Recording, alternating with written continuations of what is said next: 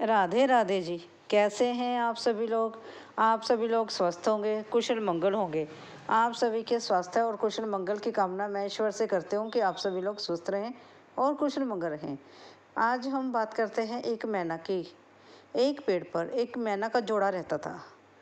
मैना ने उस घोंसले में उस पेड़ पर मैना का एक घोंसला था जिसमें मैना ने अंडे दिए। और उसी पेड़ के नीचे एक खोल में एक बहुत बड़ा सांप रहता था। जब मैना ने घोंसले में अंडे दिए तो आसपास से सभी चिड़ियाँ, सभी पक्षी उन्हें बधाई देने के लिए आए। और जब मैना को सभी पक्षी बधाई देने के लिए आए तो वहाँ ची ची की चिनचहाने की आवाज़, चहचहाने की आवाज़ जो होती है वह वहाँ पर गूंज उठी।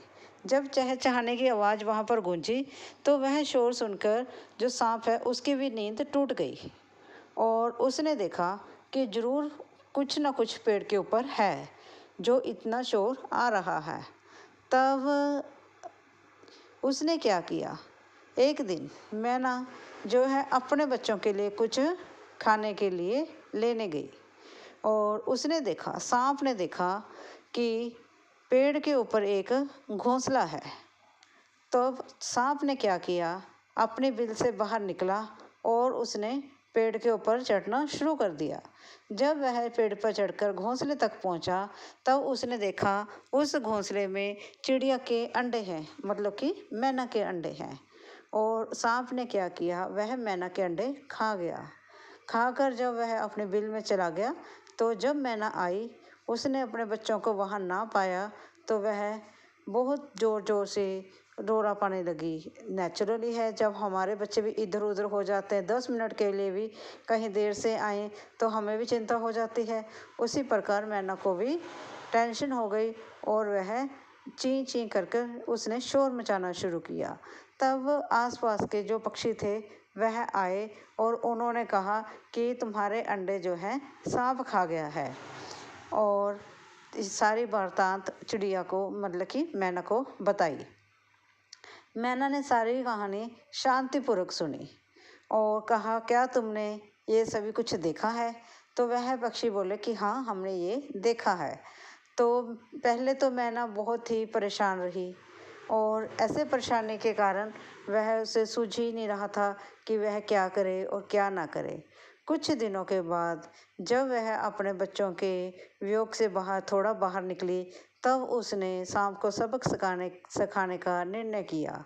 उसने क्या देखा, पास के तालाब में एक राजकुमारी नहाने के लिए आई है और जब वह तालाब पर नहाने के लिए गई तो उसने क्या किया, राजकुमारी ने अपने सारे आभूषण और ये सब वहाँ पर नदी के किनारे पड़े थे। जब रानी आभूषणों को छोड़कर नदी में नहाने के लिए चली गई तब चिड़िया ने क्या किया, वहाँ से रानी का एक हार उठाया और सांप की जो बिल है उसमें फेंक दिया। यह जब चिड़िया हार उठाकर ले जा रही थी तो उसको सैनिकों ने देख लिया तो सैनिक चिड़िया के पीछे पीछे उड़ने लगे और जब चिड़िया ने वह सांप के बिल में हार को फेंक दिया तो वह सैनिकों ने देखा कि चिड़िया ने वह हार पेड़ के एक खोल में छोड़ दिया है। तब सैनिकों ने वह हार प्राप्त करने के लिए अपने भाले पेड़ की उस खोल में चलाने शुरू किए और जब सैनिकों ने अपने भाले पेड़ की खोल में चलाने शुरू किए तब उन बालों के कारण जो सांप है वहाँ पर मर गया और सैनिकों ने वहाँ से हार निकाल लिया। इसी प्रकार से चिड़िया ने अपने बच्चों की मृत्यु का बदला सांप से लिया। आप क्या समझते हैं इस कहानी से? आपने क्या सीखा है? इससे हमें ये शिक्षा मिलती है कि हमारे परिवार में, हमारे जीवन में अगर कोई परेशानी आती है तो पहले तो उसका संयम से सामना करो, संयम से उसके बारे में विचार करो, ध्यानपूर्वक अपना आराम से सोच समझकर उसके लिए कदम उठाएं। ऐसा नहीं है कि जल्दबाजी में हम कुछ कदम उठाएं और वह गलत हो जाए और हमारे ऊपर ही उल्टा पड़ जाए। इसलिए सभी काम करो, सोच समझ के करो। जीवन में परेशानियां हर किसी की हैं, किसी के जीवन में कम है और किसी के जीवन में ज़्यादा हैं। परेशानियों के बिना तो जीवन है ही नहीं।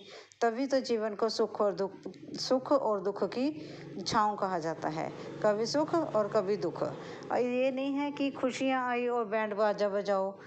नॉर्मल है जीवन, नॉर्मल जियो। और जो दुख आया है तो हम माथे पर हाथ रख के बैठ जाएं, ऐसा नहीं होता। अगर दुख आया है तो उसे सुलझाने के लिए कोई युक्ति बनाओ, उसे संयम से हैंडल करो। कोई भी जीवन में ऐसी समस्या नहीं होती जिसको हम हल नहीं कर सकते। हम हर समस्या का हल हम ढूंढ सकते हैं। प्रभु हमें कोई भी ऐसी परेशानी नहीं देते जिसका हल हम नहीं निकाल सकते। वह हम उसके बच्चे हैं और वह हमें उतनी ही परेशानी देगा जिसका हल हम निकाल सकें। इसलिए अगर आपको यह मेरी छोटी सी कथा अच्छी लगी हो, प्लीज़ लाइक और सब्सक्राइब जरूर करें। Thank you ji.